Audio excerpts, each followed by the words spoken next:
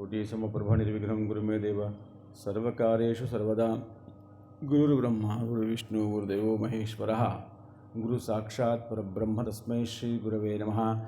नमस्ते नारसिंहाय नमस्ते मधुवैरिणे नमस्ते पद्मनेत्राय नमस्ते दुःखहारिणे उग्रं वीरं महाविष्णुं ज्वलन्तं सर्वतोमुखं नरसिंहं भीषणं भद्रं मृत्योर्मृत्युं नमाम्यहं।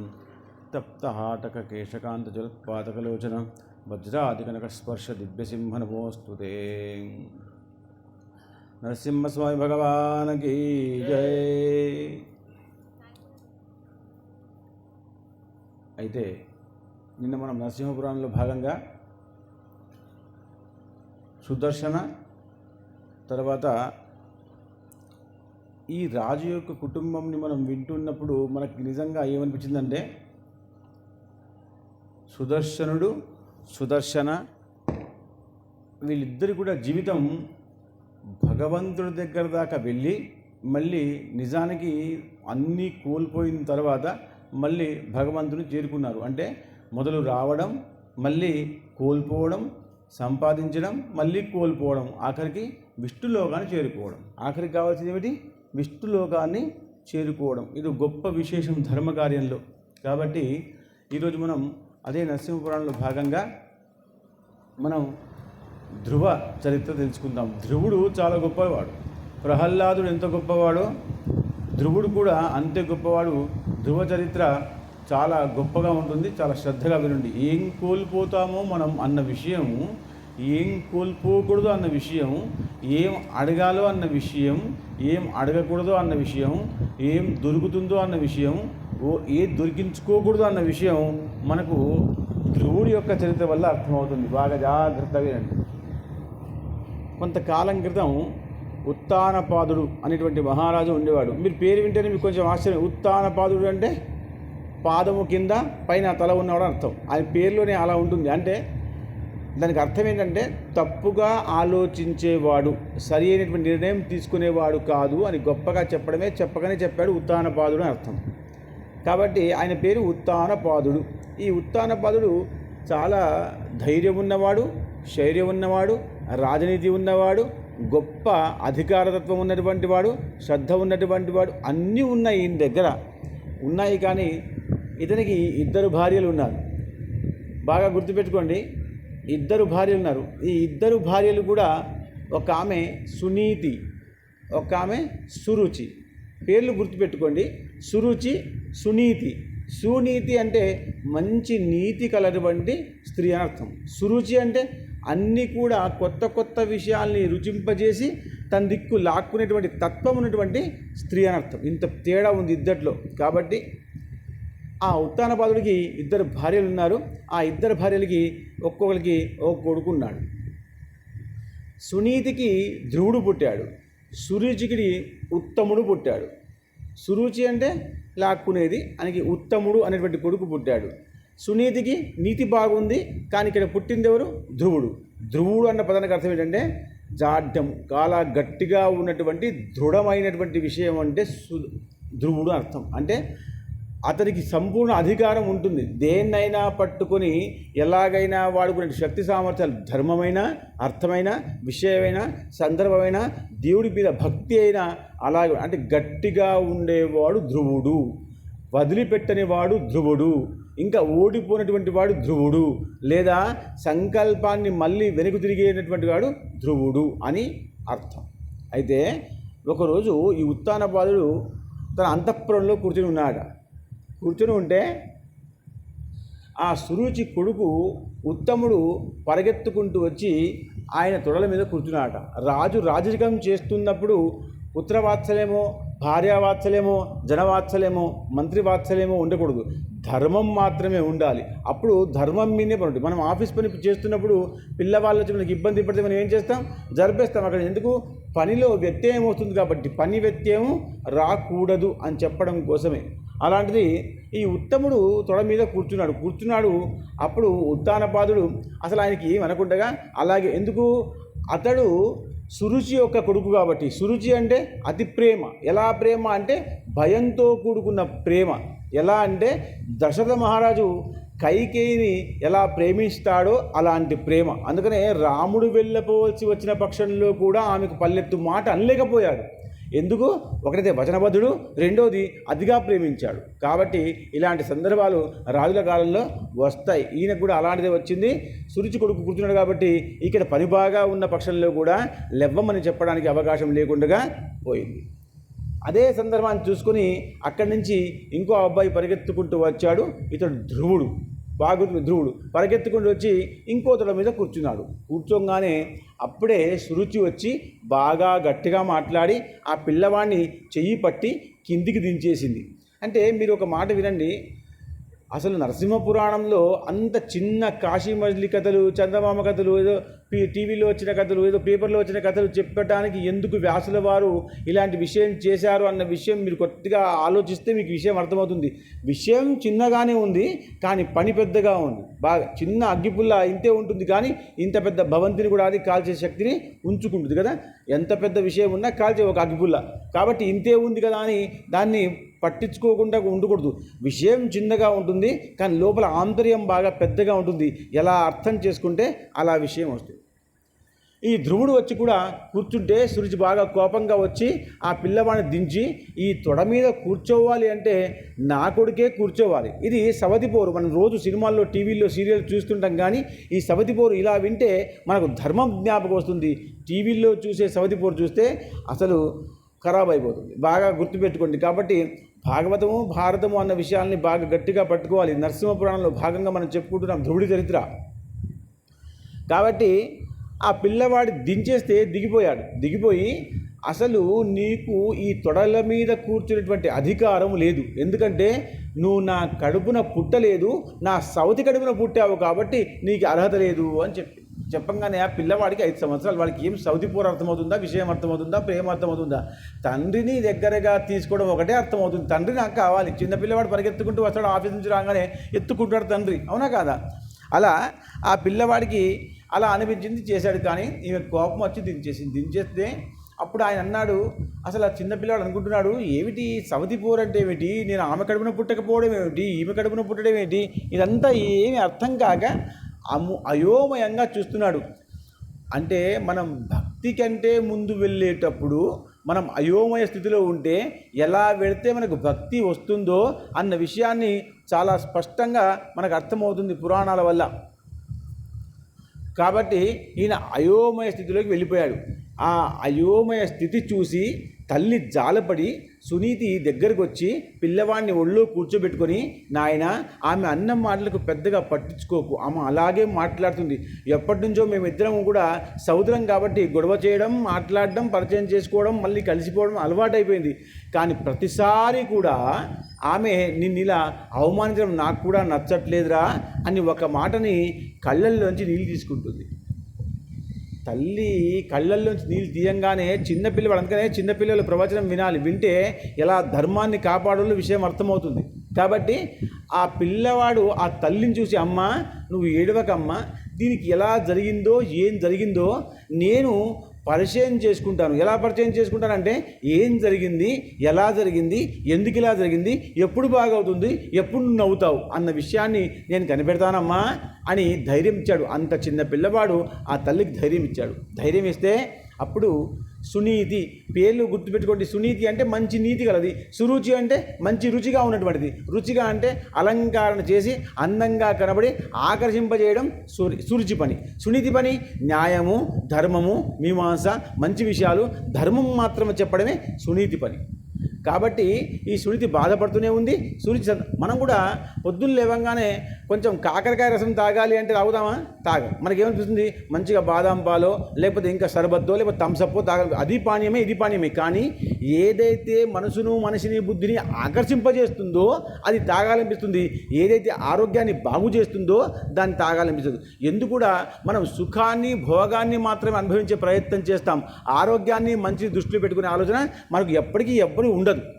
కాబట్టి ఈ సునీతి మంచి విషయాలు చెప్పుకుంటూ వచ్చింది. కానీ ఏడ్చేసరికి పిల్లవాడికి చాలా బాధ అనిపించి, అమ్మ ఎలా జరిగిందో నేను కనిపెడతాను, ఇంకా ఏం చేయాలి చెప్పమ్మా అంటే, మనం ఇప్పుడు ఏం చేయలేము, చాలా చిన్న పిల్లవాడివి, ఆ భర్త ఉత్తానపాదుడేమో ఆ యొక్క తల్లి యొక్క విషయంలో వెళ్ళిపోయాడు, లోలుడైపోయాడు, స్త్రీలోలుడైపోయాడు, కాబట్టి మన మాట వినడు అని అంటే, కాదు ఏదో జరగాలి, ఎలాగో దీన్ని నేను ప్రస్ఫుటం చేస్తాను అని అనుకొని మళ్ళీ రెండో రోజు కూడా అదే అవకాశం వచ్చింది.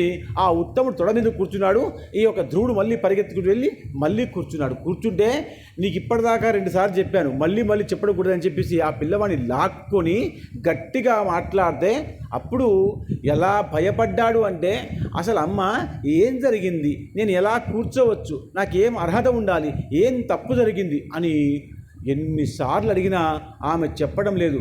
ఆమె ఏమంటుందంటే, ఒకవేళ నువ్వు నా కడుపున పుట్టి ఉంటే ఖచ్చితంగా నువ్వు తండ్రి తొడ మీద కూర్చుండేవాడివే, కానీ నువ్వు నా సౌతి కడుపులో పుట్టావు కాబట్టి అర్హత లేదు కాబట్టి నువ్వు కూర్చోకూడదు అలా అని చెప్పంగానే అన్నాడు. మరి దీనికి ఏం చేయాలంటే, ఎవరైతే విష్ణువుని బాగా పూజిస్తారో, విష్ణు యొక్క కృపను సంపాదిస్తారో, విష్ణు కృప చూపిస్తాడో అలాంటి వాడికి మాత్రమే నా గర్భం నుంచి పుట్టే అవకాశం వస్తుంది. సాదాసీదాగా ఎవరికంటే వాళ్ళకి నా కడుపు నుంచి పుట్టించే అవకాశం రాదు. ఎవరికి వస్తుంది? ఎవరైతే గత జన్మలో, ఈ జన్మలో, ఏ జన్మలైనా విష్ణువుని బాగా పూజించిన వాడై ఉంటే ఖచ్చితంగా నా గర్భంలోంచి వచ్చేవాడివి, అప్పుడు నీకు తండ్రి తొడ మీద కూర్చుంటే అధికారం వచ్చేది అనగానే ఆయనకు అనిపించింది, ఆహా, దీనికి ఏం కావాలంటే విష్ణు కృప కావాలి కదా, సరే ఈ జన్మ కాకపోయినా వచ్చే జన్మకైనా మనం ప్రయత్నం చేయొచ్చు అని ఆ చిన్న లేత గుండె మనసు ఉన్నటువంటి ఆ పిల్లవాడు ఇంకా నిర్ణయం తీసుకున్నాడు. ఏమని? నేను ఖచ్చితంగా ఆ విష్ణువు యొక్క కృపను పొందుతాను అని నేను అరణ్యానికి వెళ్తాను అన్నాడు. చిన్న పిల్లవాడు, 5 సంవత్సరాలు వాడికి అప్పటికి. కానీ తల్లి ఏడ్చింది కాబట్టి, ఇంకో తల్లి ధిక్కరించింది కాబట్టి, తండ్రి ఏం మాట్లాడలేకపోతున్నాడు కాబట్టి, ఈ మూడింటిని ఒకే వరుసలో చూసుకొని ఏదైనా సాధిద్దామనే ఉద్దేశంతో ఆ పిల్లవాడు అరణ్యానికి వెళ్ళడానికి సిద్ధమయ్యాడు. ఎప్పుడు కూడా అరణ్యానికి వెళ్తే మనకు ప్రశాంతత దొరుకుతుంది, గుర్తుపెట్టుకోండి. అందుకనే మనం చాలా సమస్యలు వచ్చినప్పుడు ఎక్కడో వెళ్ళిపోతాం, మనం ఆలయాలకు వెళ్ళిపోతాం, లేదా దాంట్లో పార్కుల్లోకి వెళ్ళిపోయి కూర్చుంటాం. ఎందుకు అంటే, ఎక్కడైతే వృక్షాలు ఎక్కువగా ఉంటాయో అక్కడ మనసు, బుద్ధి, శరీరము 3 కూడా బాగా ప్రశాంతంగా పనిచేస్తాయి. సాత్విక బుద్ధి వస్తుంది, రాజస బుద్ధి పోతుంది అని శాస్త్రం చెప్పింది. కాబట్టి ఆ పిల్లవాడికి అంత చిన్న వయసులోనే ఈ ఆలోచన వచ్చి తల్లికి చెప్తున్నాడు సునీతికి, అమ్మ నేను అరణ్యానికి వెళ్ళి విష్ణుకృప పొందుతాను అంటే, ఆమె నవ్వకనే నవ్వక, ఏడవకనే ఏడవక, తెలియక నా పిల్లవాడి పెద్ద నిర్ణయం తీసుకుంటున్నాడని బాధపడి, భయపడి, నచ్చజెప్పి కూర్చోబెట్టింది. కానీ వాడికి మనసులో నచ్చజెప్పిన పక్షంలో కూడా ఆ బుద్ధి ఆగట్లేదు. ఏమనిపిస్తుందంటే, నేను ఖచ్చితంగా విష్ణు కృపకు పొందాల్సిందే, నా తల్లికి జరిగిన అవమానం తీర్చేయాలి, నా పెద్ద తల్లికి ఉన్నటువంటి అహంకారం తీసేయాలి, నా తండ్రికి ఉన్నటువంటి మౌనం తీసేయాలి, ఒక దెబ్బకు 3 పిట్టలు రాలిపోవాలి అని నిర్ణయం తీసుకున్నాడు ధ్రువుడు. ఇంకా అడవుల పాలు వెళ్ళాడు. తల్లి ఆజ్ఞ తీసుకున్నాడు. తల్లి సరేరాని ఇష్టం, చిన్నపిల్లవాడి అని చెప్పినా వినకుండా ఉన్నావు కాబట్టి ఆ విష్ణువుకి నమస్కరించి సరే అని చెప్పింది. చాలా మొండికి వేసిన పిల్లవాడిని ఇంకా ఏం చేయలేం. చాలా మొండికి వేసిన పిల్లవాడు ఎప్పటికైనా ఉత్తరలో ఉంటాడు, అంటే గొప్ప స్థాయిలో ఉంటాడు. గుర్తుపెట్టుకోండి, మొండివాడు, పట్టుదల ఉన్నవాడు 2 కూడా గొప్ప విషయాలే. దేన్ని పట్టుకోవాలో, దేన్ని వదిలిపెట్టుకోవాలి మనం అప్పుడే అర్థం చేసుకోవాలి. మనం మొండోళ్ళమా, పట్టుదల ఉన్నవాళ్ళమా అన్న విషయం నీకు అప్పుడు భగవంతుడే నిర్ణయం తీసుకొని చెప్తాడు. ఇది చాలా గొప్ప విశేషం. ఈ విషయాన్ని మనం మనసులో పెట్టుకుంటూనే మనకు విషయం అర్థమవుతుంది. కాబట్టి ఆ పిల్లవాడికి ఇంకా ఏం చేయలేక ఇంకా పంపిస్తే ఆ పిల్లవాడు ఇంటిలోంచి కొంచెం దూరంగా వెళ్ళిపోగానే, చిన్న పిల్లవాడికి 5 సంవత్సరాలు వాడికి, కాబట్టి ఇంటి నుంచి కొంచెం దూరంగా వెళ్ళంగానే పిల్లవాడు అలసిపోయాడు. అతనికి ఆకలి వేస్తుంది కదా. చిన్న పిల్లవాడికి మొండిదనంగా, పట్టుదలగా నిర్ణయం తీసుకున్నాడు. కానీ ఏం చేయాలో అర్థం కాక ఆయన ఇంట్లోంచి బయటకు వచ్చిన తర్వాత విష్ణువు కావాలంటున్నాడు. ఏం కావాలంటున్నాడు? చాక్లెటో బిస్కెట్టో కాదు, ఏం కావాలరా? విష్ణువు కావాలి. కాబట్టి ఇంట్లోంచి బయటకు వచ్చాడు. వచ్చి రాగానే కొంత సమయం పోగానే ఆయనకి ఆకలి వేస్తుందట. ఎలా ఆకలి వేస్తుందంటే, ఇప్పుడు అమ్మ వచ్చి అన్నం కలిపి నాకు బుక్కలు నోట్లో పెడితే ఎంత బాగుండు పరమాత్మ అన్నట్టుగా ఆలోచిస్తాడు. అంటే అప్పుడు ఆ పిల్లవాడు అలసిపోయిన విషయం చూసి చాలా బాధపడి అక్కడే కూర్చున్నాడు. కూర్చుంటే ఇంకా నేను ఇంటికి వెళ్ళి, మీరు బాగా ప్రవచనం వింటే మీకు విషయం అర్థమవుతుంది, ఇంకా అలసిపోయాను కాబట్టి, ఆకలి వేస్తుంది కాబట్టి అమ్మ దగ్గరికి ఇంటికి వెళ్ళిపోతాను, తిరుగు ప్రయాణం చేయట్లే, ఏది ఏమైనా విష్ణును మాత్రమే పట్టుకొని పోతా అని చెప్పి నిర్ణయం తీసుకొని అలాగే మొండిగా కూర్చున్నాడు. అంటకు మొదలు చేసిన తల్లి దగ్గర పట్టుదల, ఇక్కడ చేసేది మొండితనము. ఈ మొండితనము పట్టుదల రెండు కూడా ఒకటే పనిచేస్తాయి. కానీ అడవుల్లో ఉన్నప్పుడు పట్టుదల, ఇంట్లో అమ్మ దగ్గర ఉన్నప్పుడు మొండితనము. గుర్తుపెట్టుకోండి, రెండు ఒకటే పనిచేస్తాయి. కానీ మన వాళ్ళ దగ్గర ఉన్నప్పుడు ఆ మాటని, ఆ పనిని, ఆ క్రియని మొండితనం అనాలి. ఎవరి దగ్గర మొండితనం చేస్తారు? మన వాళ్ళ దగ్గర. ఏ మన వాళ్ళు? మనల్ని ప్రేమించే వాళ్ళ దగ్గర మనం మొండితనం చేయవచ్చు. కానీ పట్టుదల అక్కడ ఎవ్వరు ఉన్నారు, నీ మనసులో ఉన్నటువంటి నిర్ణయమే పట్టుదల. కాబట్టి అలాగే కూర్చున్నాడు. అలాగే కూర్చుని ఉన్న వాళ్ళకి సమాధి స్థితి అంటారు. ఏమంటారు? అలాగే కూర్చున్న వాళ్ళకి సమాధి స్థితి అంటారు. ఆ పిల్లవాడికి శోచ వచ్చింది, ఆకలి వేస్తుంది, ఇంకా ఏం చేయలేకపోతున్నాడు కాబట్టి సమాధి స్థితిలో అలాగే కూర్చుండిపోతే పైనుంచి వెళ్తున్నటువంటి నారదుడు చూసి, అయ్యో ఇంత చిన్న పిల్లవాడు ఇక్కడ కూర్చున్నాడే అని మెల్లగా కిందికి వచ్చాడు. మీరు ప్రతి ప్రవచనంలో, ప్రతి కథలో, ప్రతి భాగవత, భారత, రామాయణంలో ఎక్కడ కూడా నారదుల వారు వస్తారు. గుర్తుపెట్టుకోండి. మనము ఎప్పుడైనా, అందుకనే క్షమించాలి, 18 పురాణాలు వినాలి. ఎందుకంటున్నా అంటే దీంట్లో నారద పురాణం ఒకటి ఉంది. అసలు నారద పురాణం వింటే చాలామంది విషయం అంటే, అసలు ఇంకో విషయం చెప్తాను ఏంటంటే, 18 పురాణంలో గరుడ పురాణం ఒకటి ఉంది. చాలామంది చనిపోయిన తర్వాత ఆ క్యాసెట్ పెట్టుకుంటున్నారు. కానీ అలా కాదు, గరుడ పురాణం చిన్నపిల్ల వయసు నుంచి ఆ ముసలి వాళ్ళ దాకా గరుడ పురాణం వినాలి. వింటే జీవితంలో ఎలా బ్రతకాలో అర్థమవుతుంది, ఎలా ఉండాలో అర్థమవుతుంది, ఎలా పుణ్యగతులకు వెళ్ళాలో అర్థమవుతుంది, ఎలా సేవ చేసుకోవాలో అర్థమవుతుంది, ఎలా పాపం కట్టుకోకూడదో అర్థమవుతుంది. కాబట్టి గరుడ పురాణం వినాలి. 18 పురాణాలు వినాలి. మొట్టమొదటి వినాల్సిందే గరుడ పురాణమే, దీంట్లో అనుమానం లేదు. కాబట్టి ఇక్కడ నారదుడు వస్తున్నాడు. నారదుడు ప్రతి దగ్గర ఉంటాడు. ఆయన గురించి మనం బాగా తెలుసుకోవాలి. ఇక్కడికి వచ్చాడు, ఆ పిల్లవాడిని చూశాడు. ఎక్కడెక్కడైతే ఆపద వస్తుందో అక్కడక్కడ పరమాత్ముడు నారదుడిని పంపిస్తాడు. నారదుడు అంటే జ్ఞానము. ఎవరి చేతిలో అయితే వీణ ఉంటుందో అతడు జ్ఞానుడు. సరస్వతి మాతకి వీణ ఉంటుంది, తుంబరులకి వీణ ఉంటుంది, నారదుడికి వీణ ఉంటుంది. అంటే వీళ్ళు జ్ఞానులు, సంగీతకారులు అని అర్థం. అందుకనే కృష్ణ పరమాత్మకి మనం ఏమంటాం? మురళి పట్టుకుని ఉంటాడు ఎప్పుడు కూడా. కృష్ణం మందే జగద్గురు. సుదర్శన చక్రం పట్టుకున్నా పట్టుకోకపోయిన పక్షంలో కూడా ఒకసారి పట్టుకోకుండా ఉంటాడేమో, కానీ మురళి మాత్రం ఖచ్చితంగా పట్టుకుంటాడు. కృష్ణ పరమాత్మ వదిలిపెట్టింది 3 విషయాలు. ఒకటోది నవ్వు, రెండవది నృత్యము, మూడవది సంగీతము. గుర్తుపెట్టుకోండి, కృష్ణ పరమాత్మ ఎప్పుడు దీన్ని వదిలిపెట్టలేదు. ఎంత సంకటం వచ్చినా, ఎంత సమస్య వచ్చినా, ఎంత యుద్ధంలో ఉన్న పక్షంలో కూడా ఆయన అన్నింటినీ కూడా పట్టుకుని ఉన్నాడు. అది మానసిక, శారీరక లేదా మౌఖిక, ఎలాగైనా పట్టుకున్నాడు. అలా నారదుడు ఆ పిల్లవాడి దగ్గరికి వచ్చాడు. ఏమిరా, ఏం కావాలి అంటే ఏమన్నాడు? నాకు చాక్లెట్ కావాలి అన్నాడా, బిస్కెట్ కావాలి అన్నాడా, బర్త్డే కేక్ కావాలి అన్నాడా? 3 అనలో ఏమన్నాడు? నాకు విష్ణువు కావాలి అన్నాడు. ఎక్కడి నుంచి తెచ్చి వాళ్ళకి విష్ణువుని? విష్ణు అనే బొమ్మ తీసుకురావడానికి మనం చాలామంది కొనుక్కొస్తాం బొమ్మల్ని. తిరుపతికి వెళ్తే వెంకటేశ్వర స్వామి బొమ్మ, ఇంకో ఆలయంకి వెళ్తే అక్కడ ఇంకో బొమ్మలు పెట్టుకొస్తాం మనం. 50 రూపాయలకి, 100 రూపాయలకి అక్కడ రాముని అయోధ్యలో అమ్ముతున్నారు ఇప్పుడు. ఎంతకి? 50 రూపాయలకి. మనం ఏం చేస్తాం? 50 వద్దు స్వామి, 30కి ఇవ్వమని ఆ విగ్రహాన్ని కొనుక్కొస్తాం. దాంట్లో దేవుడు వస్తాడా? 30 రూపాయలకి దేవుడు వస్తే అయోధ్యకి ఎందుకు పోవడం? ఎందుకు అరణ్యానికి అభిషేకం చేయడం? ఎందుకు అభిషేకం చేయడం? 30 రూపాయలకి దేవుడు వస్తాడా? ఇంటికి రాడు. 30 రూపాయల్లో నీకు విగ్రహం వస్తుంది, విగ్రహంలో దేవుడు రాడు. కాబట్టి విగ్రహాలు కొనుక్కొని రాకూడదు. ఏం కొనుక్కొని రావాలి? యాత్రకు వెళ్తే ప్రసాదము, పుస్తకము, కుంకుమ, ఈ 3 విషయాలు కొనుక్కొని రావాలి. పుస్తకాన్ని చదువుకోవాలి, కుంకుమ పెట్టుకోవాలి, ప్రసాదం పంచేయాలి. ఇదే విధానం. కానీ అందరూ అన్ని ఊర్లలోకి వెళ్ళి ఒక్కొక్క విగ్రహం పట్టుకొచ్చి ఇంట్లో పెద్ద షాపింగ్ మాల్లాగా అన్ని దేవుళ్ళు పెడుతున్నారు. ఒక పెద్ద పీట వేసేసి అన్ని దేవుళ్ళే. ఏ దేవుడు ఎక్కడ ఉంటాడో, ఈరోజు ఇక్కడ ఉంటాడు, రేపు అక్కడ ఉంటాడు, రేపు అక్కడ ఉంటాడు. ఆంజనేయ స్వాములు 3, గణపతులు 3, శివుళ్ళు 3, రాముళ్ళు 3. ఎందుకింత? ఏ ఒక్క దేవుడికి పూజ అందదు. మళ్ళీ అందుతుందా? ఏ ఒక్క దేవుడికి మనం పూజ, ఒక శుక్రవారం రోజు మొత్తం దేవుళ్ళు తాంబూలం వేసి, గంగనీళ్ళు వేసి, పల కడిగి, చింతపండు వేసి తోమేస్తే అయిపోయి. ఇది పూజ? దీని వల్ల వ్రతం అంటారా? ఇది అభిషేకమా? కాదే. పాడేస్తున్నారు దేవుళ్ళని. ఇవాళ మీ ఇంట్లో నిజానికి ఇప్పుడు కళ్ళు మూసుకొని చెప్పండి, ఎన్ని దేవుళ్ళు ఉన్నారో తెలియదు. 10 ఉన్నాయో, 13 ఉన్నాయో, 14 ఉన్నాయో తెలియదు. కాబట్టి దేవతను ఆరాధించే విధానం ఇది కాదు. ఒక్క విగ్రహం చిన్నది పెట్టుకోవాలి, అది కూడా పంచాయతనం అన్నారు. అందుకనే పంచాయతం శాస్త్రం నుంచి శివ పంచాయతనము, లక్ష్మీ పంచాయతనము, ఆంజనేయ పంచాయతనము అలా ఉన్నాయి కదా, అలా పెట్టుకోవాలి. కానీ మనకు తృప్తి ఉండదు. ఎంతమంది దేవుళ్ళు ఉంటే అంతమంది కృప అనుకుంటాం. కాదు, ఎంత ఎక్కువ మంది దేవతలు ఉంటే అంత బాధ్యత మనకు పెరిగిపోతుంది, మనం చేయలేం. ఒక విషయాన్ని బాగా ప్రేమించవచ్చు, పూజించవచ్చు. ఈయనేమన్నాడు, నాకు విష్ణువు కావాలి అన్నాడు. చిన్న పిల్లవాడు, ఆయనకి ఇంకా మాట కూడా సరిగ్గా రావట్లేదు. విష్ణువు కావాలి అంటే నారదుడు బాగా సంతోషించాడు. మీరు కూడా నేను ఫోన్ చూడనమ్మా, చదువుకుంటాను ఈ గంటసేపు అంటే మీకు ఎంత ఆనందం అనిపిస్తుంది పిల్లవాడిని చూసి. అబ్బా, నా పిల్లవాడు ఇంత గొప్పవాడైపోయాడు, ఎంత జ్ఞానం వచ్చింది, ఎక్కడి నుంచి వచ్చిందో ఏమో అని ఎంతో ముద్దాడతాం మన పిల్లవాడిని. ఎందుకో వాడు అడగకూడంది నువ్వు ఊహించంది అడిగాడు కాబట్టి. ఏమడిగాడు ఆయన? నువ్వు ఊహించంది ఆయన అడగకూడంది అడిగాడు. ఏమిటదా? పుస్తకం అడిగాడు.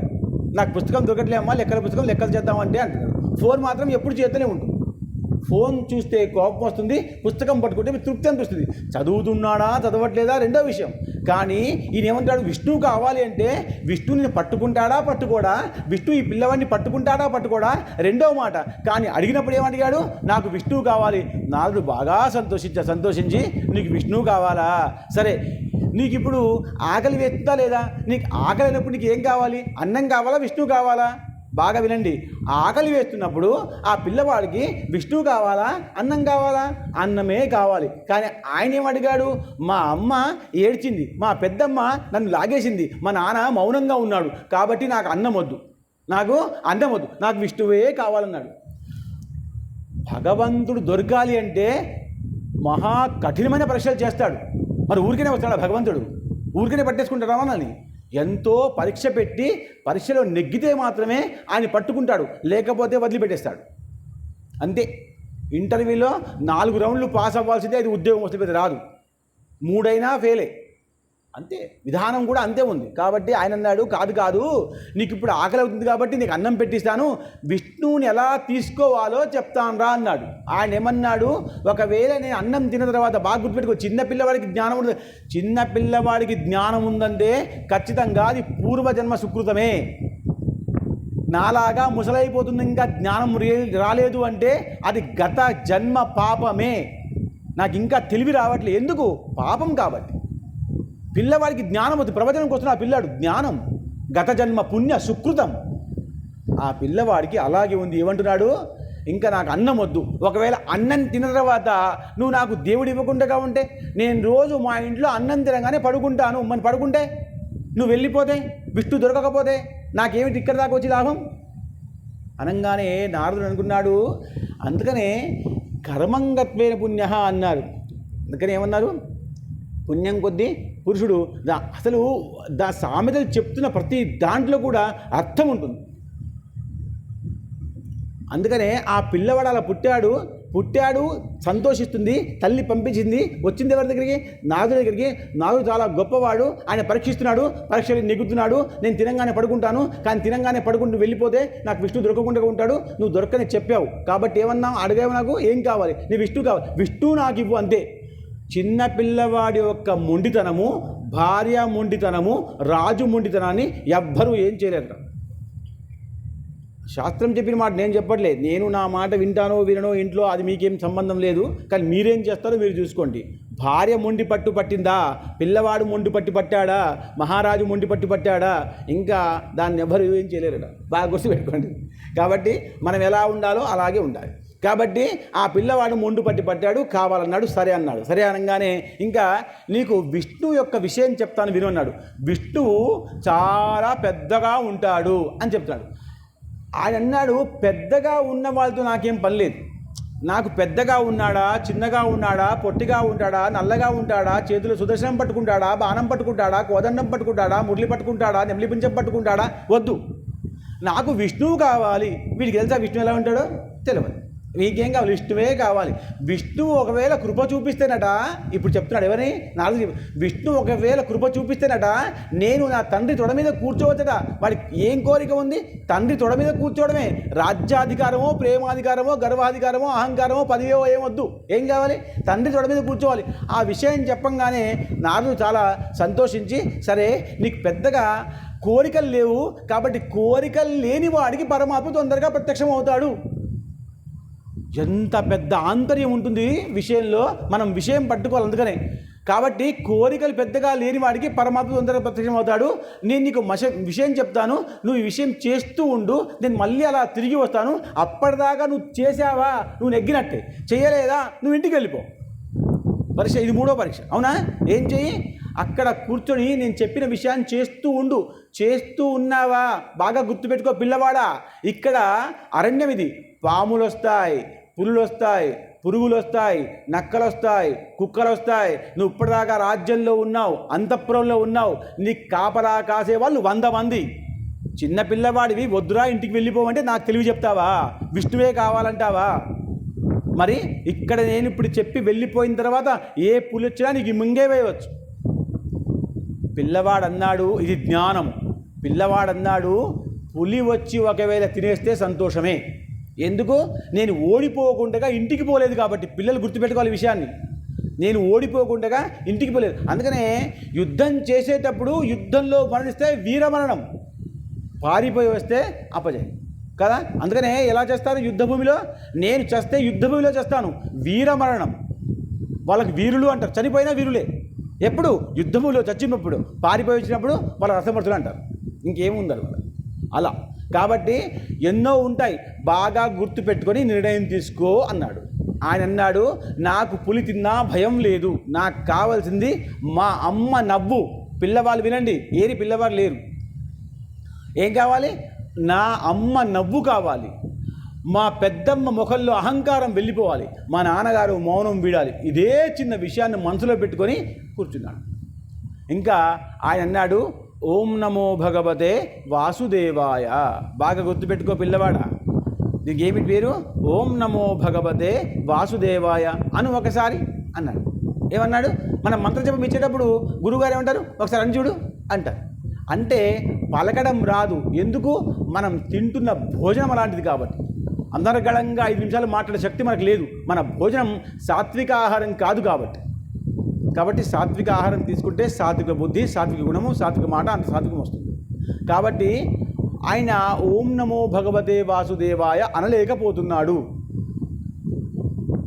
బుద్ధి మంచి సంకల్పంతో ఉంటే ఏ మాట పలికినా పలకకపోయినా కృప చూపిస్తాడు. అందుకనే సరస్వతీమాత అనుష్ఠానం చేస్తున్నప్పుడు ఓం ఐం హ్రీం క్లీం సరస్వత్యై బుధజనన్నై స్వాహ ఆమె మంత్రం. కానీ అమ్మ స్వతహాగా తల్లి కాబట్టి పిల్లవాళ్ళని క్షమిస్తుంది కాబట్టి ఆమె ఐంకి బదుల ఐం అన్నా, రాకు బదుల లా అన్నా, హ్రీంకి బదులు లీం అన్నా కృప చూపిస్తుంది. ఎందుకు? తల్లి కాబట్టి. తల్లి చిన్నగా ఉన్నప్పుడు అమ్మను అమ్మ అనకుండా ఏదో చిన్నగా తొత్తురు మాట మాట్లాడిన సంతోషిస్తాడు. తండ్రి కూడా అలాగే సంతోషిస్తాడు, తాత కూడా అలాగే సంతోషిస్తాడు, తాత సంతోషిస్తాడు. ఎందుకు? ఆ పిల్లవాడు అలా మాట్లాడుతున్నాడు అంటే నా మీద ప్రేమ ఉందని అర్థం, గుర్తు. అది నన్ను గుర్తుపడుతున్నా లేదా చాలు. అలా నీకు అనరాదురా అంటే నేను ప్రయత్నం చేస్తాను అన్నాడు, రాదు అనలేదు. ఎప్పుడు రాదు అనకూడదు, ప్రయత్నం చేస్తాను నిర్ణయం. సరే అన్నాడు. ఇంకా చెప్పాడు, నేను చెప్పి వెళ్ళిపోతున్నాను, నువ్వు గుర్తుపెట్టుకోవాలి, అంటూ ఉండాలి, నేను వచ్చేవాళ్ళ ఉండాలి. 3 విషయాలు గుర్తుపెట్టుకో. అంటూ ఉండాలి, ఇక్కడే ఉండాలి, నేను వచ్చేంత ఉండాలి అనగానే సరే అన్నాడు. ఆయన చెప్పాడు ఓం నమో భగవతే వాసుదేవాయ. ధ్రువుడికి జపం, అక్షరం, మంత్రం, అనుష్ఠానం ఇచ్చింది ఎవరు? నారదుల వారు. ఆయన గొప్ప సాధ్వి ఋషి, దేవతా ఋషి ఆయన. అంటే మనకు పుణ్యం కలిసి వచ్చినప్పుడే అలాంటి వాళ్ళు కనబడతారు. మనకు పుణ్యం కలిసి రాకపోతే నేను నిన్ను చెప్పాను కదా, మన వాళ్ళే కనబడతారు. ఏం ప్రవచనంకి పోతావురా వేస్తూ దిమాగ్ తింటాడు ఆయన గంటసేపు. అక్కడ మంచి పార్టీ ఉంది, అక్కడ ఫంక్షన్ ఉంది, అక్కడ భోజనాలు పెడుతున్నారు, నడు వెళ్ళిపోతాడు. ఆయన వెళ్ళిపోతాడు కూడా. ఎందుకు? ఆయన ఆ కోరిక మీదే ఉంటాడు కాబట్టి. ఇది దొరకాలి, ఇది కావాలి ఇంకా అనుకోవట్లే కాబట్టి. ఎప్పటివరకైతే ఇది కావాలనుకోవాడో అప్పటిదాకా ఆయనకి అది దొరకదు. అదే ఇక్కడిక్కడే ఉంటాడు, ప్రవచనంకి దగ్గరే ఉంటాడు, కానీ కనబడాడు. ఎందుకు కనబడాడు? ఆయనకి ఇది కావాలి ఇంకా తెలియదు కాబట్టి. తెలిసినప్పటికీ వయసు అయిపోతుంది. అందుకనే మన భారతంలో, భాగవతంలో, పురాణంలో చిన్నపిల్ల వాళ్ళు భక్తులుగా చూపించారు మనకు. చిన్నప్పటి నుంచే భక్తి చూపించుకుంటూ ఉంటే ఇంకా పెద్దవాడయ్యాక వాడు చాలా గొప్పవాడవుతాడు. అందరూ కూడా గొప్పవాళ్ళే. ధ్రువుడు, ఏకలవ్యుడు, ప్రహ్లాదుడు అందరూ కూడా ఒక్కళ్ళకంటే ఒకళ్ళు గొప్పవాళ్ళు అయ్యాడు. కాబట్టి నేను చెప్తాను, ప్రయత్నం చేస్తానన్నాడు. అలాగే కూర్చున్నాడు. కూర్చోగానే ఆయనకి మొదలే ఆకలి వేస్తుంది. ఈయన అన్నం అయితే పెట్టలేదు, ఒక పండు అయితే ఇవ్వలేదు, కానీ ఇంకా ఒక మంత్రం ఇచ్చిపోయాడు. ఆయనకు అనిపించింది ఇది పరీక్ష అన్న విషయం తెలుసుకునే జ్ఞానం ఆ పిల్లవాడికి ఉందా? లేదు. కానీ ఎవరో ఒకరు దొరికారు, ఇది కూడా వెళ్ళిపోతే మనకి ఇంకో ఆధారం లేదని. ఎప్పుడు కూడా ఆధారం తనకు తానుగా వస్తుంది. గుర్తుపెట్టుకోండి, మీకు సమస్య వచ్చిందా, మీలో ఉన్నటువంటి పరమాత్మ శక్తి తనకు తానే వస్తుంది. మీరు ఎప్పుడో దాచిపెట్టుకున్న డబ్బు బ్యాంకులో సమస్య వచ్చినప్పుడు ఎప్పుడు తీసుకుంటామో, అలాగే ఎప్పటి నుంచో కూడబెట్టుకున్న భక్తి మీకు సంకటం వచ్చినప్పుడు అది తనకు తానే బయటకు వస్తుంది. ఎవరి రూపంలో వస్తుందో, ఎలా వస్తుందో పరమాత్ముడే నిర్ణయించాలి. అదే భక్తి, అదే భక్తి యొక్క ప్రాధాన్యం. కాబట్టి ఈయన ఓం నమో భగవతే వాసుదేవాయ అని పలకకుండగానే పలుకుతున్నాడు. పలుకుతూ ఉంటే తినగ వేము తీయగుండు అన్నట్టు మెల్లగా మెల్లగా మెల్లగా ఆ మాట అందంగా స్పష్టంగా వస్తుంది. అందంగా స్పష్టంగా వచ్చిన తర్వాత చిన్నపిల్లవాళ్ళకు మొదలేం చెప్తారు, చూచి రాత ఇస్తారు కదా, పలక ఇస్తారు. ఆ పలక మీద దిద్దు దిద్దు దిద్దు దిద్దు అంటారు. దిద్దిన తర్వాత మళ్ళీ పెన్సిల్ ఇస్తారు, మళ్ళీ పెన్ ఇస్తారు, ఇంకా రాయమంటారు. అప్పుడు వాడి రైటింగ్ ఎలా ఉంటుందంటే ముత్యాల్లాగా ఉంటుంది. మొదట్లో పట్టుకోకుండా ఉంటే, అక్షరం రాయడం పట్టుకోకుండా ఉంటే వాడు ముసలైనా వాడు రైటింగ్ బాగుండదు. ఎందుకు? వాడు ప్రాక్టీస్ చేయలేదు కాబట్టి. సాధయదేది సాధ్యం, సాధన చేయలేదు కాబట్టి వాడికి రాదు. కాబట్టి వీడు మెల్లమెల్లగా చెప్తూ ఉంటే అది ఎంత బాగా అనిపిస్తుందంటే ఎక్కడో దూరంగా ఉన్నటువంటి అందరికీ కూడా వినబడుతుంది ఆ మాట. మంచి మాట ఎక్కడ దాకైనా వినబడుతుంది, చెడ్డ మాట అంతకంటే తొందరగా వినబడుతుంది. మీరు మాట గుర్తుపెట్టుకోండి, మన ఇంట్లో సమస్య వస్తే తొందరగా తెలిసిపోతుంది వాళ్ళకి. మన ఇంట్లో ఉదాహరణకి మన అమ్మాయికి పెళ్లి కుదిరింది, కానీ పెళ్లి కుదిరింది వారం రోజులకే పెళ్లి పెటాకులు అయిపోయింది, తొందరగా తెలిసిపోతుంది. మన శత్రువుకి మొదలే తెలిసిపోతుంది. ఎలా తెలిసిపోతుందో, ఎవరు మాట్లాడతారో, ఎవరింటికి వస్తారో, ఏం చేస్తారో, ఎక్కడ సీసీ కెమెరాలు పెడతారో తెలియదు, కానీ తెలిసిపోతుంది. మంచి జరిగి ఎంత చెప్పినా, ప్రవచనం గురించి ఇంత అరిసినా ఇంకా 100 మందికి తెలవట్లే. ఆ ఇంట్లో దొంగతనం అయిందని తెలిస్తే అందరూ వస్తారు, పోలీసులతో సహా అందరూ వస్తారు. దొంగతనం అయిందా, పోయిందేం లేదు, పోయిందేమి ఏడుస్తలేదు, నీకెందుకు ఆ ఏడుపు, పోయినా ఆమె ఏడుతలే, ఆమె దగ్గర పోయిందో పోలేదో ఏం లేదు, దొంగలు పడ్డారు వెళ్ళిపోయారు కుక్కల భయంకి. కానీ నీకు అది ఆలోచన, ఏం పోయిందో ఏమో, ఎంత పోయిందో ఏమో, ఎంత ఉండనో, ఎక్కడి నుంచి వచ్చిందో ఏమో, అంత ఎట్లా సంపాదించింది, ఉత్తి బీడిలే చేస్తుండే, అరే నీకెందుకమ్మా. కానీ లేదు, తెలుసుకోవాలి. ఎందుకు? చెడు కాబట్టి. మంచి అయితే పిల్లవాడు ఫస్ట్ క్లాస్లో పాస్ అయ్యాడు, పేపర్లు వేస్తారు, ఫోన్లలో వేస్తారు, స్టేటస్లో పెడతారు. మళ్ళీ 3వ రోజు పిల్లలకి మీ అమ్మాయి ఫస్ట్ క్లాస్లో పాస్ వచ్చిందా, మాకు తెలియదు. మంచి కదా, ఎందుకు తెలుస్తుంది? చెడు కదా, ఎప్పుడో తెలిసిపోయింది. అమ్మాయి లేదు, వెళ్ళిపోయింది, ఇంటర్ ఫస్ట్ ఇయర్, అయ్యో అవునా, అందరికి తెలిసిపోయింది.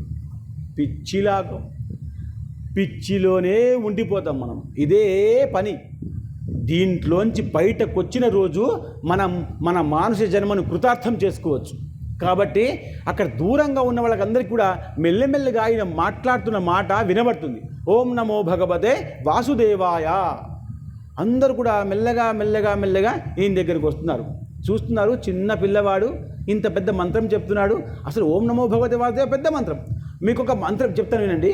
పెద్ద మంత్రము చిన్న మంత్రము ఉండదు, పెద్ద దేవుడు చిన్న దేవుడు ఉండదు, పెద్ద పని చిన్న పని ఉండదు.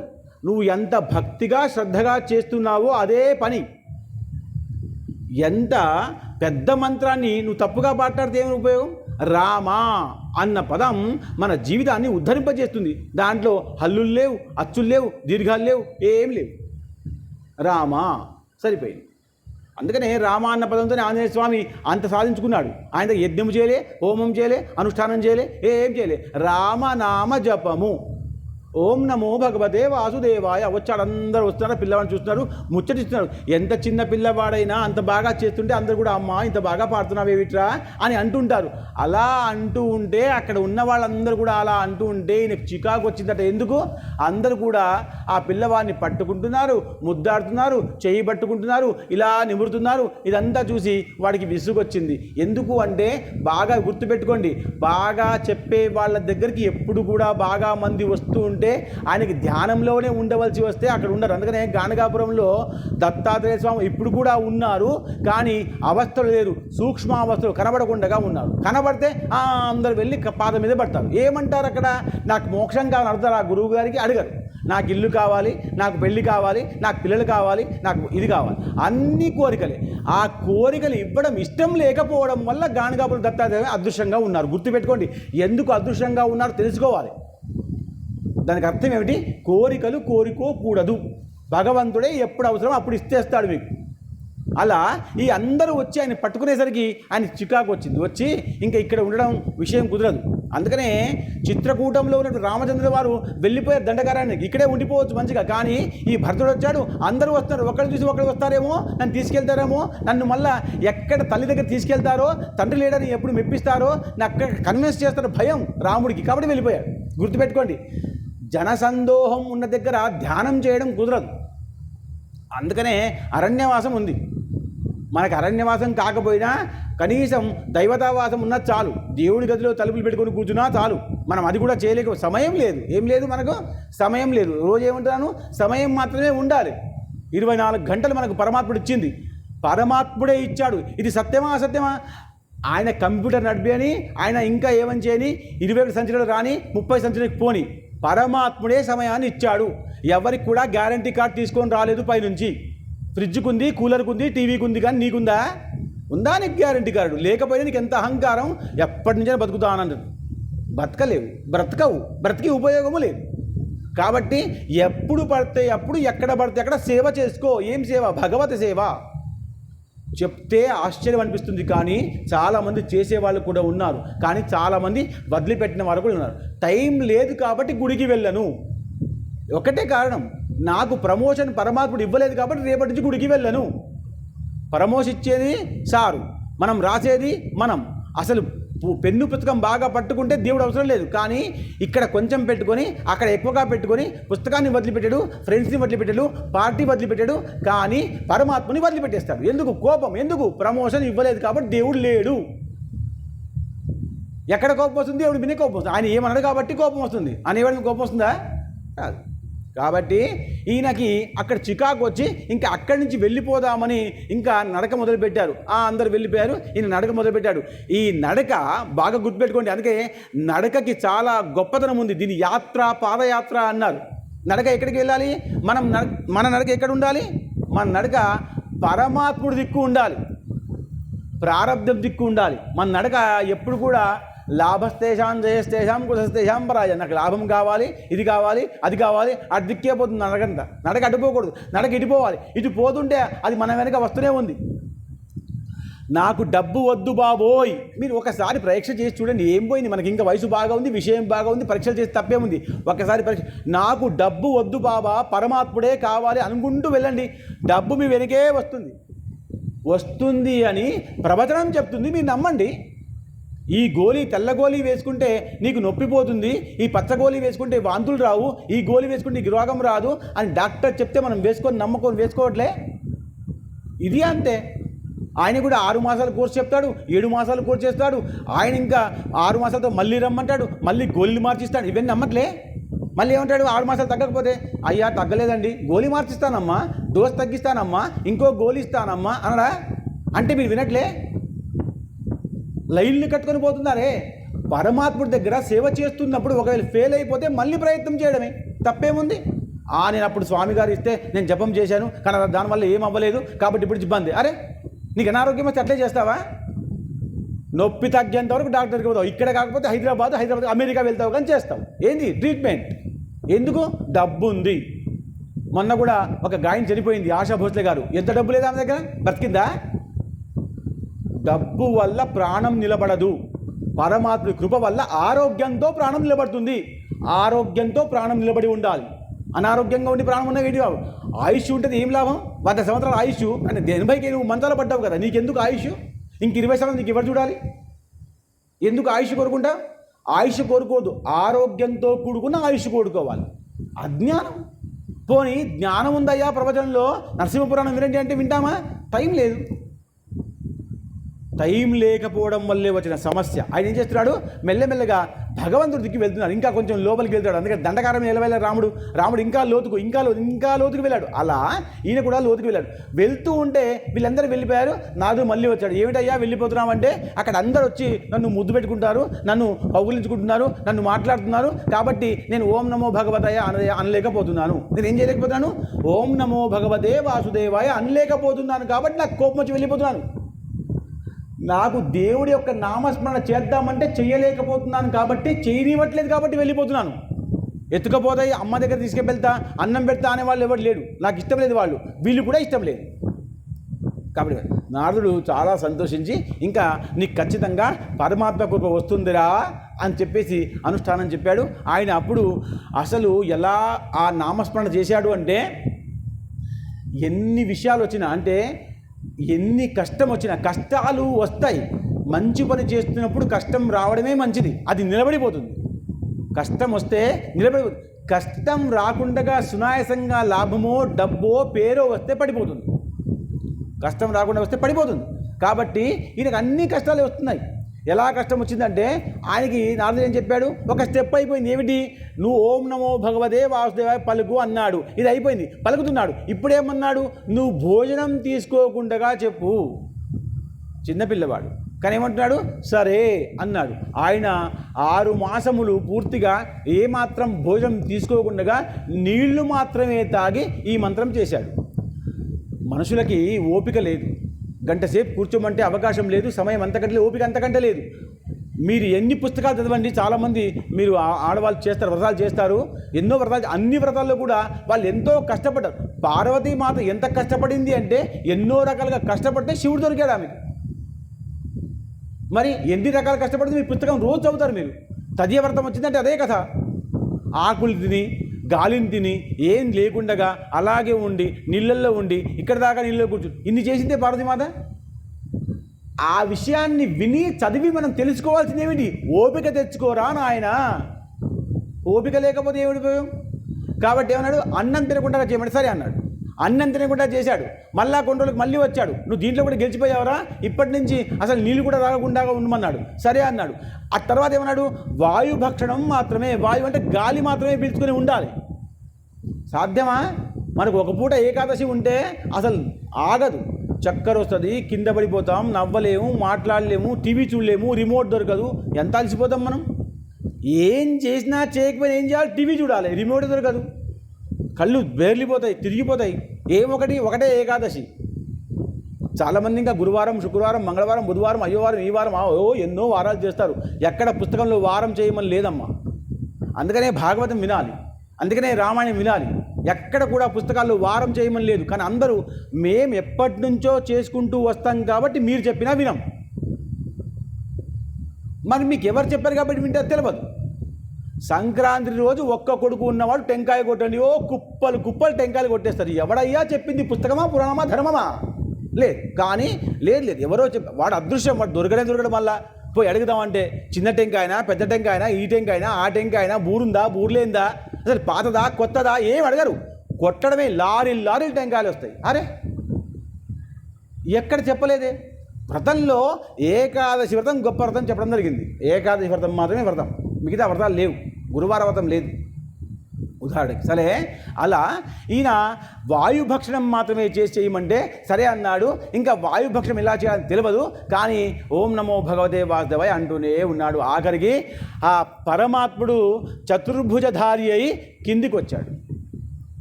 ఎవరు? మహావిష్ణువు వచ్చాడు. ఆయన కళ్ళ ముందర నిలబడితే ధ్రువుడు అన్నాడు, ఓం నమో భగవతే వాసుదేవాయ అంటే ఆయన అన్నాడు, నేనేరా వాసుదేవుణ్ణి అంటే, నాకేం తెలుసు నువ్వే అని, నువ్వేం చేస్తావు చెప్పు అన్నాడు. బాగా వినండి, భక్తుడికి పరమాత్ముడితో మాట్లాడేటువంటి ధైర్యం వస్తుంది. ఎప్పుడది అజ్ఞానమైనా లేదా అమాయకత్వమైనా. అయితే మూఢంగా పూజ చేయాలి, లేదా శాస్త్రం తెలుసుకొని పూజ చేయాలి. శాస్త్రము తెలవక మూఢంగా లేకుండా అతిమూఢంగా చేస్తారు. దాన్నే అతిమూఢ బుద్ధి అంటారు కదా.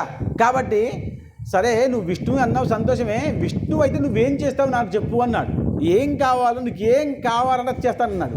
ఏమి వద్దు, నేను ఇప్పుడు ఇంటికి వెళ్తాను. ఒకవేళ వెళ్తే నా తండ్రి నన్ను తొడ మీద కూర్చోబెట్టుకోవాలి. ఏం ప్రేమ అండి అది? ఏం కోరుకుంటాడు? ఒక్క ప్రేమ తొడ మీద కూర్చోవడం ఇంత కోసం చేయాలా? ఒక తండ్రి తన కొడుకును కూర్చోబెట్టాలి, ఇంత శ్రమపడాలా? విష్ణు అన్నాడు, అంత పెద్ద చిన్న విషయం కోసం ఇంత పెద్ద శ్రమ పడతావా? పెద్దగా కోరుకోవయ్యా. నేను విష్ణువుని ఎన్నో సంవత్సరాలు తలకిందులుగా అనుష్ఠానం చేసి నేను దొరుకుతున్నాను నీకు. అడుగురా ఏమైనా మంచి విషయం. చిన్న పిల్లవాడు అంటావు, మరి పెద్ద విషయం మాట్లాడతావు. అసలు ఏం కావాలో కోరుకోకుండా ఉంటావు, లక్ష్యం లేదు, ఏం కావాలో తెలియదు అని అంటే ఆయన అన్నాడు, నాకేమీ వద్దు, మరి నాకేమీ వద్దయ్యా.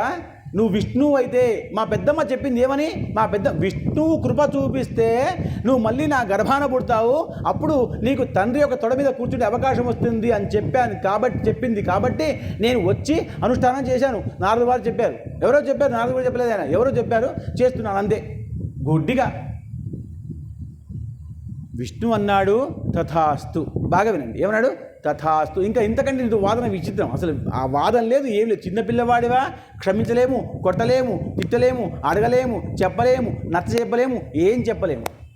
జ్ఞానం ఉన్నవాడికి కొంచెం చెప్పవచ్చట. మీరు బాగా గుర్తుపెట్టుకోండి, జ్ఞానం ఉన్నవాడికి కొంచెం చెప్పవచ్చు, అజ్ఞానికి బాగా చెప్పవచ్చు. కానీ నాకు జ్ఞానం లేకపోయినా ఉందని చెప్పుకునే వాడికి ఏమీ చెప్పకూడదట.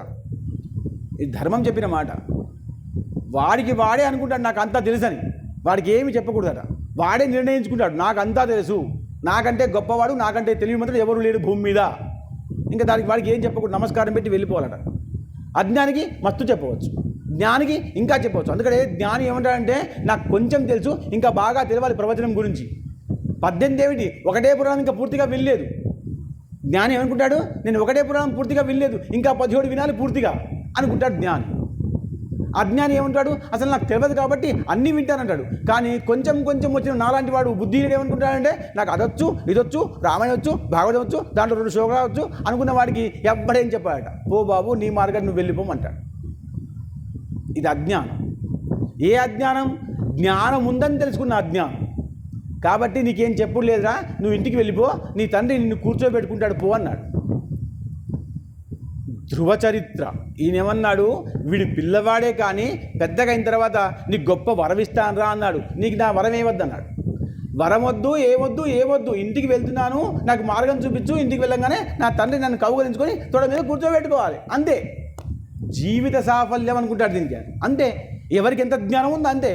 నాకు ₹1 కోటి పొద్దున్న దొరకాలి, ఇదే జీవిత సాఫల్యం. నాకు రేపు ప్రమోషన్ రావాలి, జీవిత సాఫల్యం. నాకు మంచి భార్య కావాలి, జీవిత సాఫల్యం. ఇదా జీవిత సాఫల్యం, ఇదా ముక్తి, ఇదా మోక్షం. ఇది కాదే. పోనీ మంచి భార్య దొరికింది ఊరుకుంటావా? మంచి సంతానం కావాలి, మంచి సంతానం దొరికింది ఊరుకుంటామా?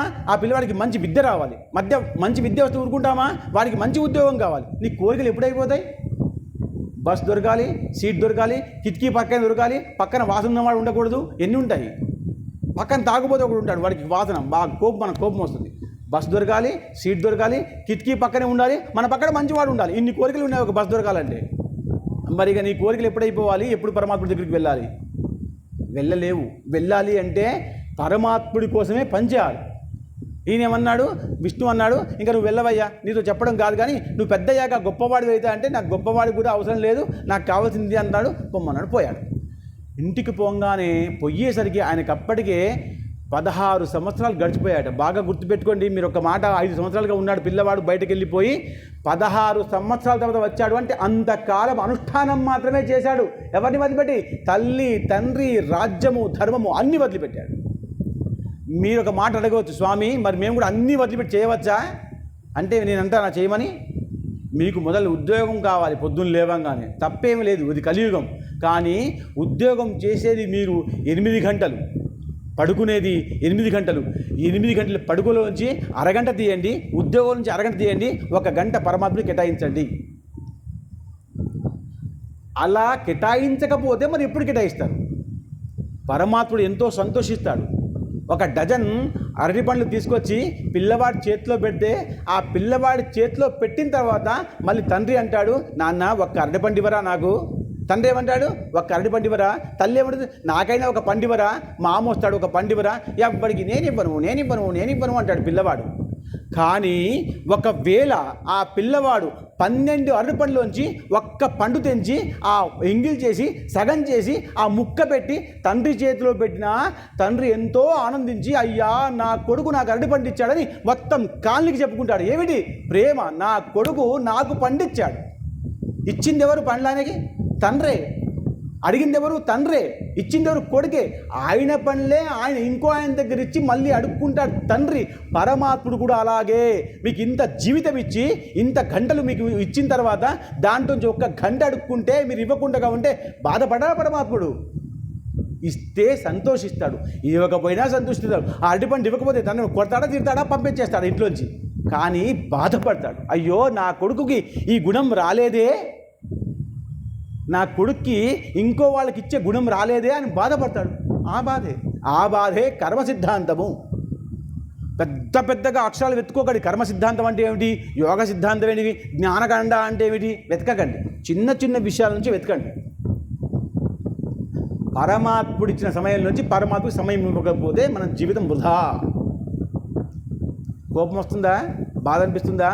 అనిపించాలి. అనిపిస్తేనే విషయం అర్థమవుతుంది. బంగారాన్ని మంటలో వేయాల్సిందే నగ అవుతుంది.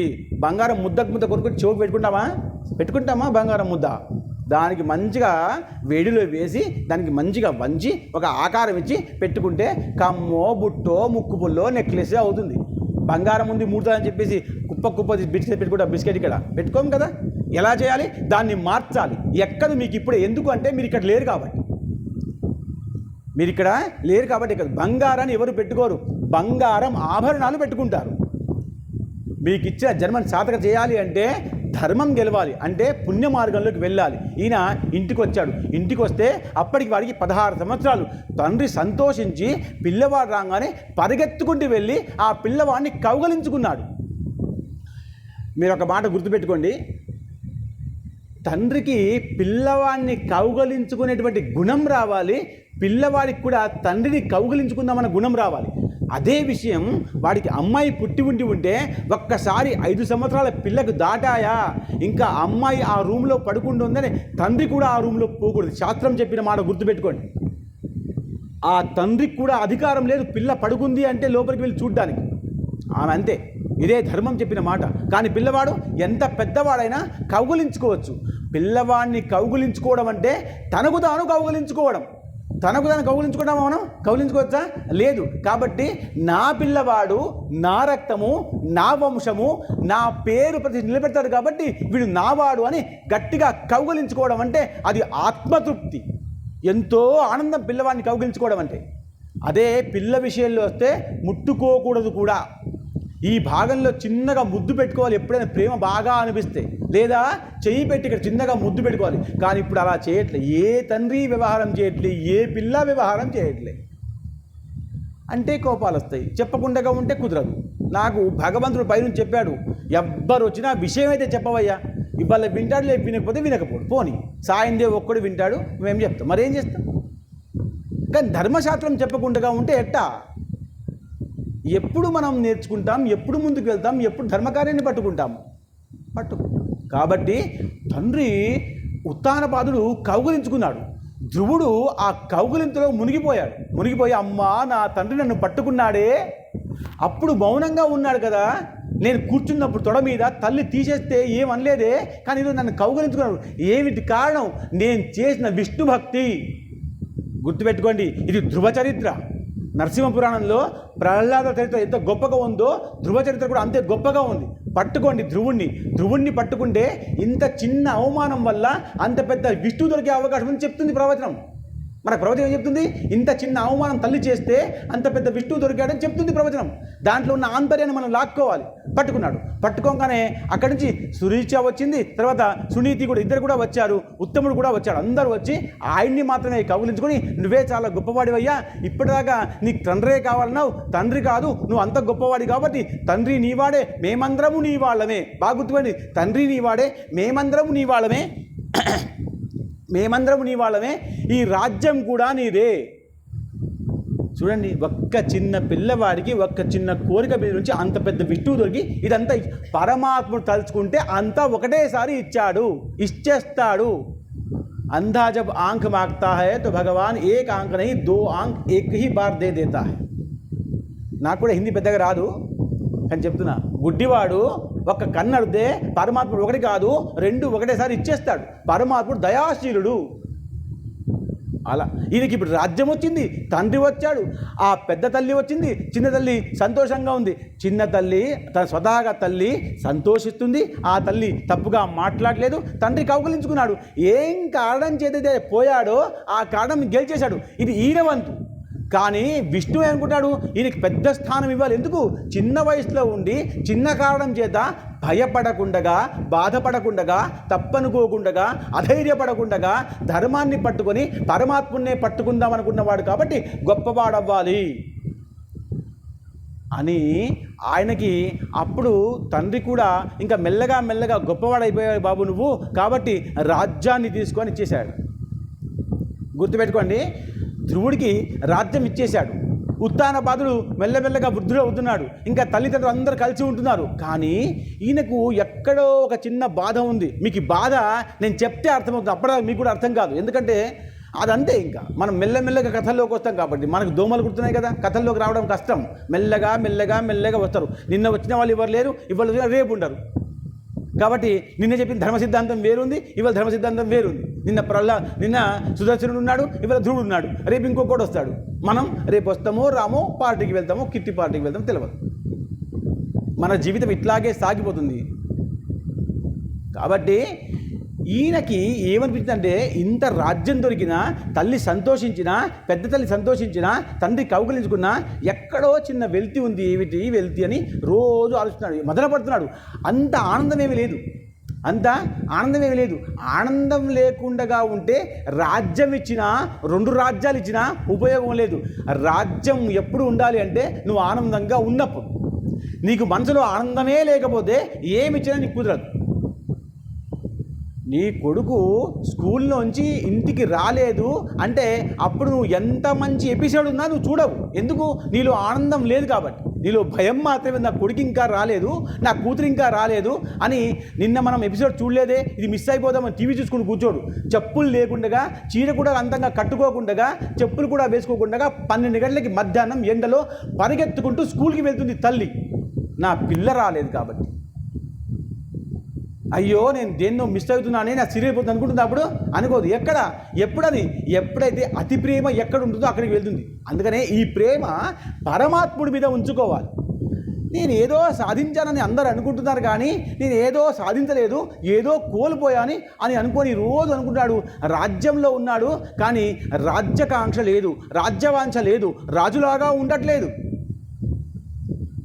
అలా ఉంటూనే 36,000 సంవత్సరాలు, బాగా గుర్తుపెట్టుకోండి, 36,000 సంవత్సరాలు ఆ యొక్క ధ్రువుడు రాజ్యాన్ని చేస్తూనే ఉన్నాడు. అయిష్టంగా, ఇష్టంగా కాదు.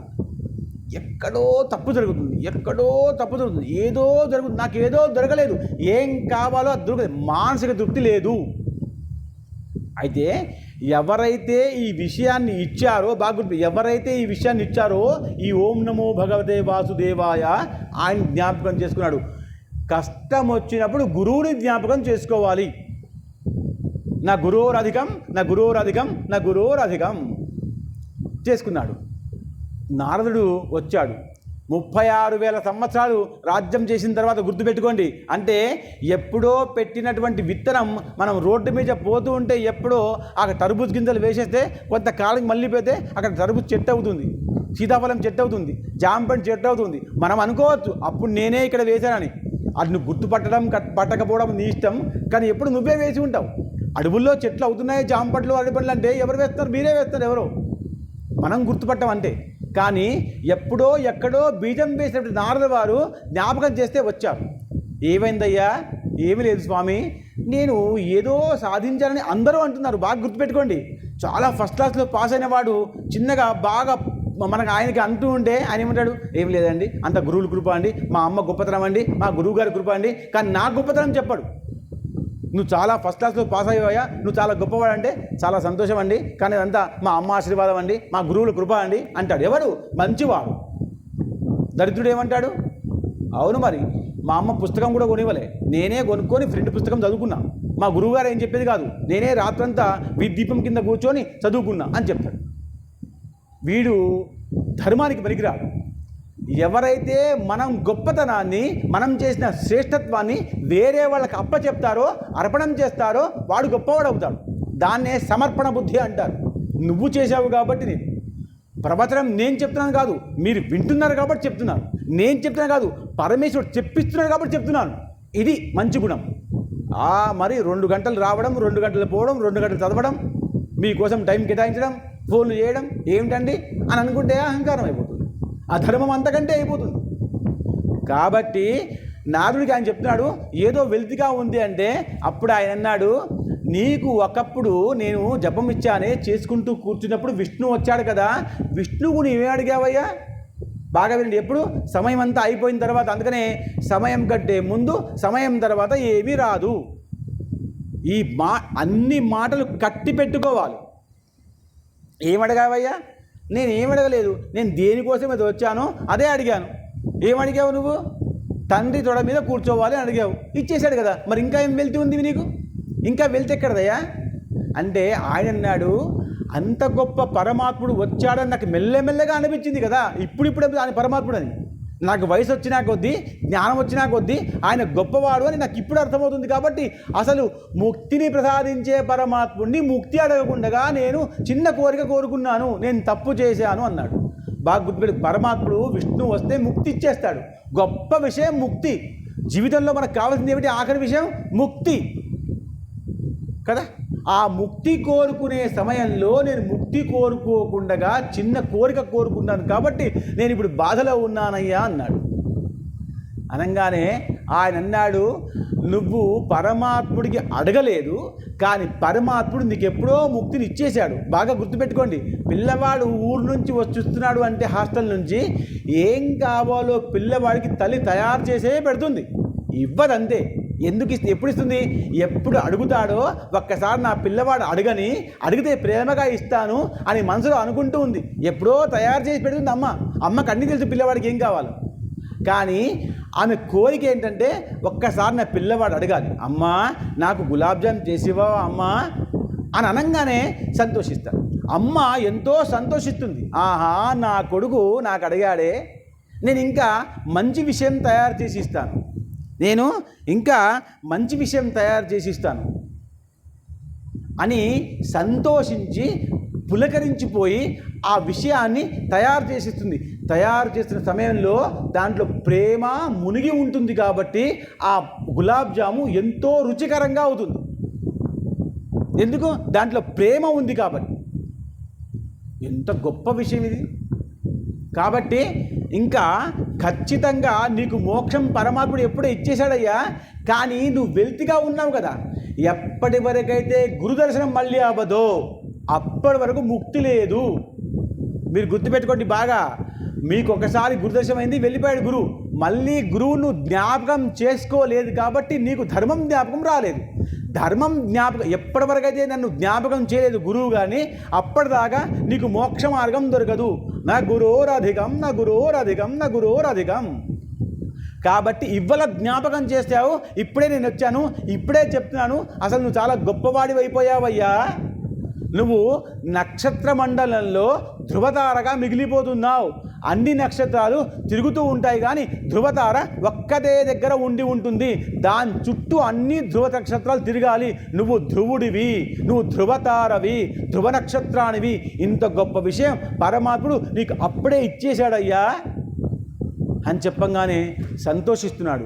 అమ్మా ఎంత గొప్ప విషయం రా ఇది, పరమాత్మ నాకు అప్పుడే ఇచ్చేశాడా, నేను దీన్ని వాడుకోలేకపోయానా, నాకు ఇంకా అర్థం కాలేదా, నాకు ఇంకా అజ్ఞానం అట్లాగే ఉండిపోయిందా అని ఇప్పుడిప్పుడు నాకేం దొరికిందో ఆ భగవంతు కృప వల్ల, విష్ణు యొక్క ఆశీర్వాదం వల్ల ఏం దొరికిందో ఇప్పుడు అర్థమవుతుంది. కాబట్టి ఇప్పుడు మెల్లమెల్లగా సంతోషం వస్తుంది. బాగా గుర్తుపెట్టుకోండి. నువ్వు పాస్ అవుతావో ఫెయిల్ అవుతావో నువ్వు పరీక్షలు రాసిన నీకు అర్థమవుతుంది. కానీ రిజల్ట్ వచ్చిన రోజు అసలు సంతోషం బయటపడుతుంది. అప్పటిదాకా మనం మార్కులు చూసుకుంటాం, కీబోర్డ్ చూసుకుంటాం, ఇంకా పేపర్ చూసుకుంటాం. ఇంటికి వచ్చిన తర్వాత మార్కులు ఎన్ని రాసాం, పరీక్షలు ఎన్ని రాసాం, పేపర్లు చేసాం, క్వశ్చన్స్కి ఆన్సర్ ఎన్ని చేసాం అన్ని చూసుకుంటాం. కానీ ఎప్పుడైతే కాగితం ఇంటికి వస్తుందో ప్రోగ్రెస్ కార్డ్, అప్పుడు నీకు అర్థమవుతుంది నువ్వేం సాధించావు అన్న విషయం. అవునా? అలాగే నేను కూడా సాధించాను అని సంతోషిస్తున్నాడు. సంతోషించి ఇంకా మెల్లగా ఈ యొక్క విరక్తి వస్తుంది. విరక్తి రావాలి జీవితంలో. మనిషికి కావాల్సింది ఏమిటి? విరక్తి. మనకు రాదు. మనకు జీవితాంతం విరక్తి రాదు. 90 వచ్చినా రాదు, 95 వచ్చినా రాదు. ఎందుకు రాదు అంటే మనకు ఇంకా మనమడి చూడాలి, మనమడి పెళ్లి చూడాలి, మనమడికి పిల్లలు పుట్టాలి, వాడి బారసాల చూడాలి, అంతా చూడాలి. లక్షలు కోట్లు ఖర్చు పెట్టి దవాఖానలో మనం ఖర్చు పెట్టుకుంటూ బ్రతికిస్తాం. కానీ మనము మోక్ష మార్గానికి మనం వెళ్ళను కూడా. ఎందుకంటే మన దగ్గర అధికారం ఉంది కాబట్టి. మీరు వెళ్ళకండి, నేను వెళ్ళను. నేను ఇంకా ప్రవచనాలు చెప్తూనే ఉండాలి. మీరు వినకపోయినా చెప్పాలి, విన్నా చెప్పాలి. నాకో కోరిక, నాకో ఆశ, నాకో తీరని ఆశ. కాబట్టి ఇంకా నాకు విరక్తి వచ్చిందని మెల్లగా ఆ యొక్క విరక్తి చెంది ఆ యొక్క రాజ్యాన్ని వదిలిపెట్టేసి ఇంకా భగవత్ స్వరూపంగా భూమండలం నుంచి పై మండలం వెళ్ళిపోదామని ఆలోచిస్తున్నాడు. ఆలోచించిన సమయంలో ఇంకా అక్కడ విష్ణుదూతలు వచ్చారట. బాగా గుర్తుపెట్టుకోండి. ఇంకా పైకి వెళ్ళిపోవాలి, నేను ధ్రువంలో ఉండాలి, తారగా ఉండాలి అనుకున్నప్పుడు విష్ణుదూతలు వచ్చి అన్నారు, ఇంకా నీకు మోక్షానికి తీసుకెళ్తాం, నువ్వు ధ్రువమండలం ఉండాలి, రా అన్నారట. మీరు ఇక్కడ ఒక మాట గుర్తుపెట్టుకోవాలి. రా అనంగానే ఎక్కడికి రా? పెద్ద స్థానము, పెద్ద పదవి, పెద్ద ఉద్యోగము. రా అంటే మనం పరిగెత్తుకుంటూ వెళ్ళిపోతాం. కానీ ఈయన వెళ్ళలేదు. ఏమన్నాడు? ఏం కోసమైతే నేను ఈ అనుష్ఠానం చేశానో, దేనికోసమైతే అనుష్ఠానం చేశానో, నా తల్లి ఈ విషయం చేసింది కాబట్టి, తల్లి నాకు తండ్రి తొడ మీద లాగింది కాబట్టి, ఆమె వల్ల నేను విష్ణు ప్రాప్తాన్ని పొందాను. మీరు కథలో ఉంటాను దయచేసి. నాకు ఎక్కడొచ్చింది ఈ గుణం?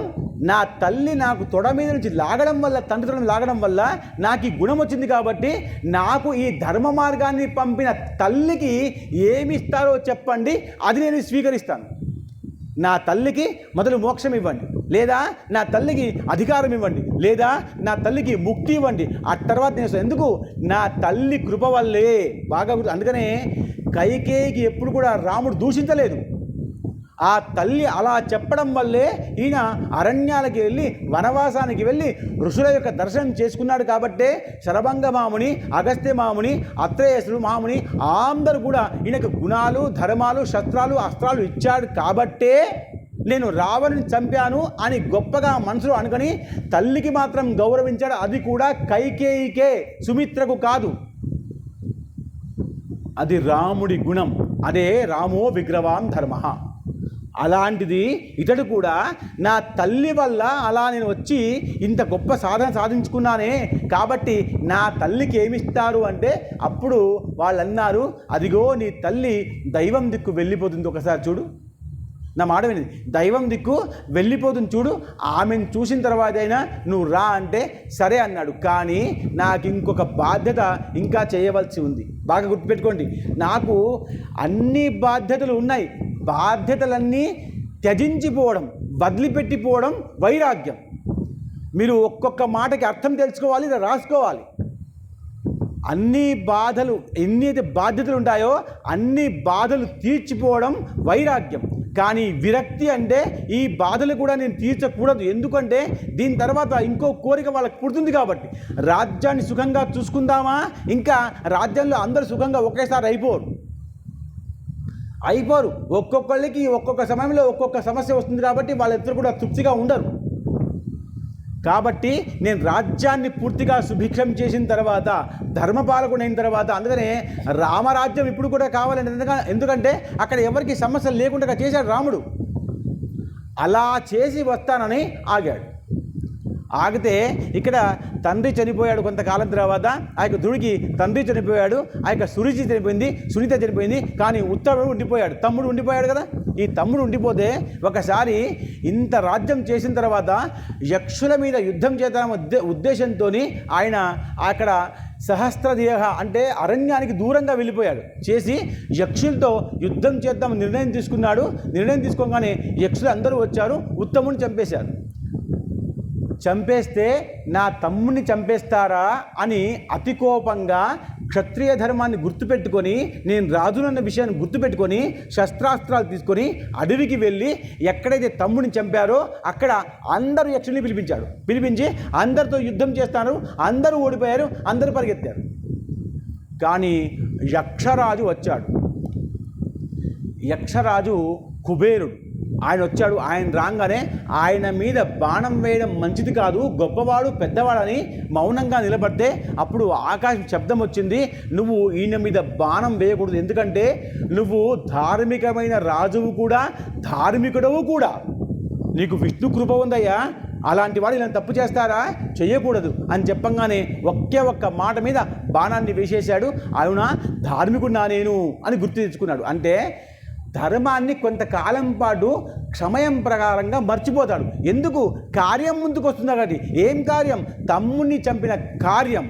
కాబట్టి ఆ కార్యం కోసం ధనుర్బాణం తీసుకున్నాడు. కానీ ధార్మికుడు అన్న విషయం జ్ఞాపకం వచ్చింది కాబట్టి వదిలిపెట్టేస్తే ఆ కుబేరుడు ఆయన కూడా క్షమించేసి ఇద్దరు కూడా వెళ్ళిపోయారు. మళ్ళీ ధ్రువుడు పైకి వచ్చేశాడు. ఇంటికి వచ్చేసి ప్రశాంతంగా కొంతకాలం ఉండి అందరికీ కూడా సుభిక్షం చేసిన తర్వాత ధర్మం ఎలా నిలబడుతుందో, ధర్మం ఎలా నిలబెట్టాలో అందరికీ చెప్పిన తర్వాత అందరూ ఇంకా బాగున్నారు అన్న పక్షంలో ఇక నేను వెళ్తానని చెప్పేసి ఆ అమ్మ ఆ మార్గంలో వెళ్ళిపోతుంటే ఈయన విష్ణు సోదరులతో పాటు ఆ యొక్క నక్షత్ర మండలికి వెళ్ళి ధ్రువుడుగా మారిపోయాడు. అదే ధ్రువ నక్షత్రము. ఈరోజు కూడా మనం ఆయన కథ వింటున్నప్పుడు ఎప్పుడైతే సంధ్యా సమయంలో ఈ కథ వింటామో మనకు దరిద్రము, దుఃఖము, రోగము మూడు కూడా రావడం. ఇది శాస్త్రం చెప్పిన మాట, నేను చెప్పిన మాట కాదు, వ్యాసుల వారు చెప్పిన మాట. కాబట్టి సంధ్యా సమయంలో ఏకాదశి రోజు, సంక్రాంతి రోజు, ఉగాది రోజు ఈ యొక్క కథ వినాలి. ఎలాగైతే గణపతి కూర్చున్న రోజు ఎన్ని విషయాలు విన్నా శమంతకమణి ఉపాఖ్యానం ఎలా వినాలో అలా ఇది దశమి రోజు, ఏకాదశి రోజు, పౌర్ణిమ రోజు, అష్టమి రోజు సంధ్యా సమయంలో ఈ ధ్రువ చరిత్ర వింటే మనకు రోగము రాదట.